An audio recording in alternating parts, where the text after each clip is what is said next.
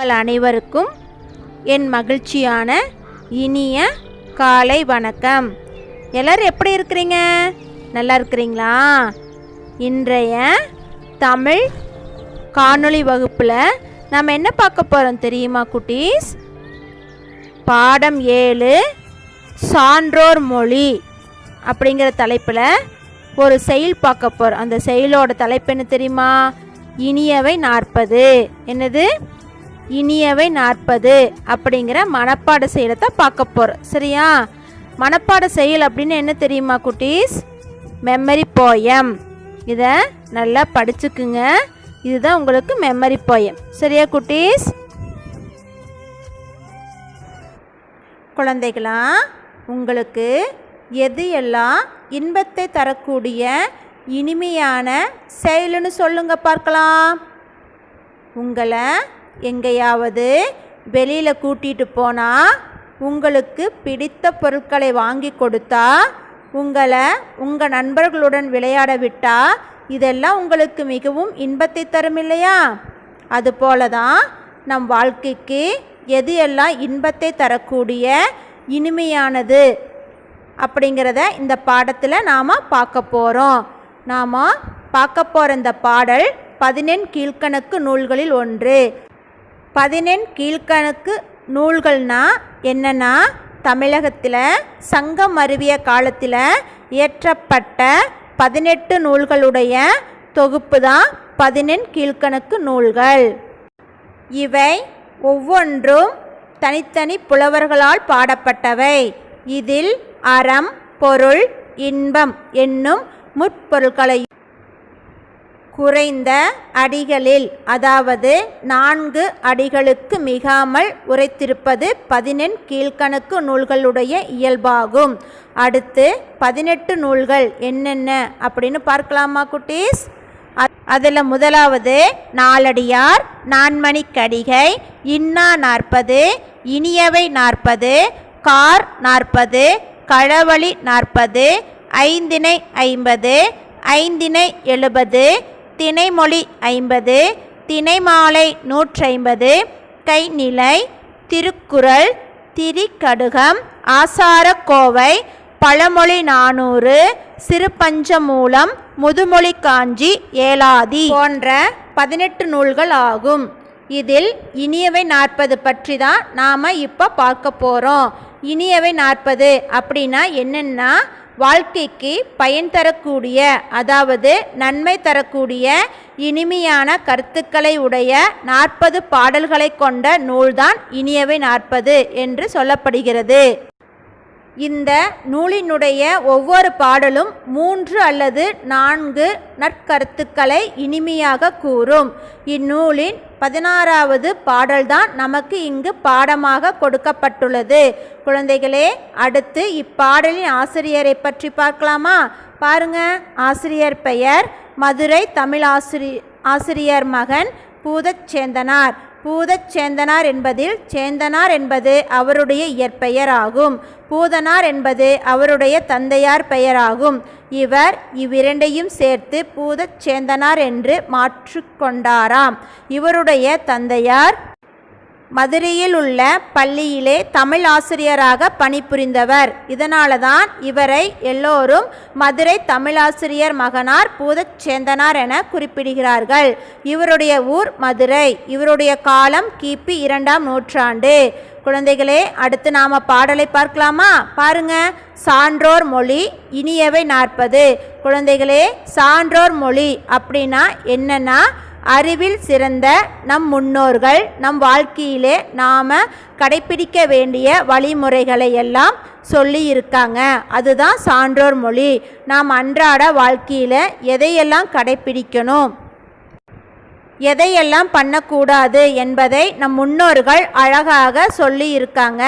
இந்த பாடலிலே அடுத்து இந்த பாடலை பார்ப்போமா குட்டீஸ்? இனியவை 40. கற்றார் முன் கல்வியுரைத்தல் மிக இனிதே, மிக்காரை சேர்தல் மிகமான முன் இனிதே, எழுத்துணையானும் இரவாது தானீதல் எத்துணையும் ஆற்ற இனிது. குழந்தைகளா, பாடல் நன்றாக இருந்துச்சா? சரி, நீங்களும் என்ன பண்ணுங்க, பாடி பாருங்க. அடுத்து பாடலை வாசிக்கிறேன், நன்றாக கவனிங்க குழந்தைகளா. கற்றார் முன் கல்வி உரைத்தல் மிக இனிதே, மிக்காரை சேர்தல் மிக மான முன் இனிதே, எழ்துணை யானும் இரவாது தானீதல் எத்துணையும் ஆற்ற இனிது. குழந்தைகளா, புரிஞ்சுதா? அடுத்து பாடலுடைய விளக்கத்தை பார்க்கலாமா? முதல் வரியை பார்க்கலாம். கற்றார் முன் கல்வி உரைத்தல் மிக இனிதே. இதில் உரைத்தல் அப்படின்னா என்னென்னா சொல்லுதல் அப்படின்னு அர்த்தம். இனிதே அப்படின்னா இனிமையானது என்று அர்த்தம். சரியா குட்டீஸ்? அதில் முதல்ல பாருங்க, கற்றார் முன் கல்வி உரைத்தல் மிக இனிதே அப்படின்னா என்னன்னா, நாம் படித்த படிப்பை அதிகம் படித்த சான்றோர்கள் முன் நாம் படித்த கல்வியை கூறுதல் நமக்கு மிகவும் சந்தோஷமாக இருக்கும் இல்லையா? அது நமக்கு இன்பத்தை தரும். அதுதான் சொல்கிறாங்க. நன்கு கல்வி கற்றவரிடம் நம் கல்வியை பற்றி பேசுதல் இனிமையான செயலுன்னு முதல் வரியில் சொல்கிறாங்க. புரியுதா குட்டீஸ்? அடுத்து இரண்டாவது வரியை பாருங்க. மிக்காரை சேர்தல் மிகமான முன் இனிதே. குட்டீஸ், மிக்காரை அப்படின்னா அறிவில் சிறந்தவர்னு அர்த்தம். சேர்தல் அப்படின்னா என்னன்னா இணைதல் என்று அர்த்தம். மிகமான அப்படின்னா மிகவும் அப்படின்னு அர்த்தம். இனிதே அப்படின்னா இனிமையானது. இந்த வரியில எது இனிமையானது பாருங்க.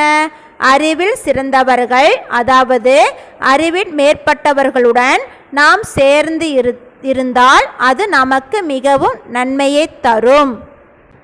ஏன் அப்படி சொல்கிறாங்க அப்படின்னா, நல்லவர்களுடன் சேரும்போது நாம் அவர்களுடைய நல்ல எண்ணங்களும் நல்ல பழக்கங்களும் நமக்கும் வந்து நாமும் அவர்களை போன்றே மேம்பட்டவர்களாக வருவதற்காகத்தான் சொல்கிறாங்க.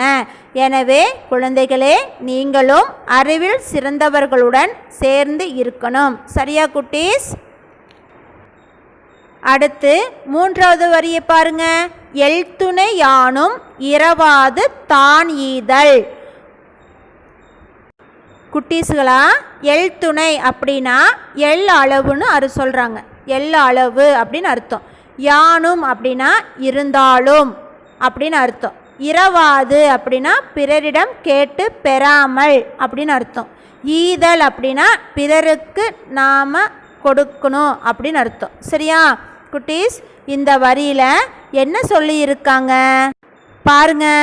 எழ்துணை எள்ளளவாக இருந்தாலும் நாம் பிறரிடம் கேட்டு பெறுதல் கூடாது, நாம் முடிந்த அளவு பிறருக்கு கொடுக்கணும் அப்படின்னு அர்த்தம். அடுத்து நான்காவது வரியை பாருங்க. எத்துணையும் ஆற்ற இனிது. குட்டீஸ், எத்தனையும் ஆற்ற அப்படின்னா எல்லாவற்றையும் விட இனிது அப்படின்னா இனிமையானது எதுனா, யாராவது இல்லை என்று நம்மக்கிட்ட கேட்கும்போது நாம் கொடுத்து உதவணும். அப்படி கொடுத்தால் எல்லாவற்றையும் விட மிகவும் இனிமையானது. குட்டீஸ், உங்கள் நண்பர்கள் யாராவது உங்ககிட்ட ஏதாவது ஒரு பொருளை கேட்டால் நீங்கள் கொடுத்து உதவணும். அதாவது உதாரணத்துக்கு எழுதும் பொழுது பென்சில் இல்லை என கேட்டால் நீங்கள் 2 பென்சில் வைத்திருந்தால் நீங்கள் ஒரு பென்சிலை கொடுக்கணும். இப்படி கொடுத்து உதவுதல் என்பது மிகச்சிறந்த செயலாகும்.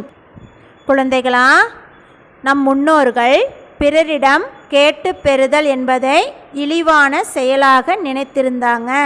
அதே நேரத்தில் யாராவது இல்லை என்று தம்மிடம் யாசித்து வந்தாங்கன்னா தனக்கு இல்லை என்றாலும் அவர்களுக்கு கொடுத்து உதவும் சிறந்த மனம் படைத்தவர்கள் நம் தமிழர்கள். குழந்தைகளா, நீங்களும் நம் பண்டைய தமிழர்களைப் போன்று பிறருக்கு கொடுத்து உதவும் பழக்கத்தை சிறு வயதிலிருந்தே வளர்த்து கொள்ள வேண்டும். சரியா குட்டீஸ்? குழந்தைகளா, நாம் இந்த வீடியோவில் என்னெல்லாம் பார்த்துருக்குறோம் சொல்லுங்கள் பார்க்கலாம். 18 கீழ்கணக்கு நூல்கள் எது எதுன்னு பார்த்தோம். அதுக்கடுத்தது சான்றோர் மொழி அப்படின்னா என்னென்னு பார்த்தோம். அதுக்கப்புறம் இனியவை 40 அப்படின்னா என்னென்னு பார்த்தோம். அதுக்கப்புறம் இனியவை 40 ஆசிரியர் பூதச்சேந்தனாருடைய ஆசிரியர் குறிப்பு பார்த்தோம். அப்புறம் உங்களுக்கு பாடமாக கொடுத்துருக்குற இந்த செய்யுள் வரிகள் 4 வரிகளுக்கு விளக்கத்தை பார்த்தோம் இல்லையா? உங்களுக்கு புரிஞ்சிச்சா இல்லையா? இந்த பாட்டு புரிஞ்சிச்சு தானே? நீங்கள் என்ன பண்ணுறீங்க, இதை படித்து மனப்பாடம் செய்துட்டு அதுக்கப்புறம் எழுதி பார்க்கணும். பார்க்காம என்ன பண்ணணும், எழுதி பார்க்கணும். நீங்கள் நிறைய டைம் எழுதினாத்தான் உங்களுக்கு எழுத்து பிழைகள் கம்மியாகும். சரியா குட்டீஸ்? அடுத்த வீடியோவில் புதிய தலைப்போட உங்களையெல்லாம் சந்திக்க வரேன். நீங்கள் பத்திரமா பாதுகாப்பாக இருக்கணும். சரியா குட்டீஸ்? அனைவருக்கும் நன்றி.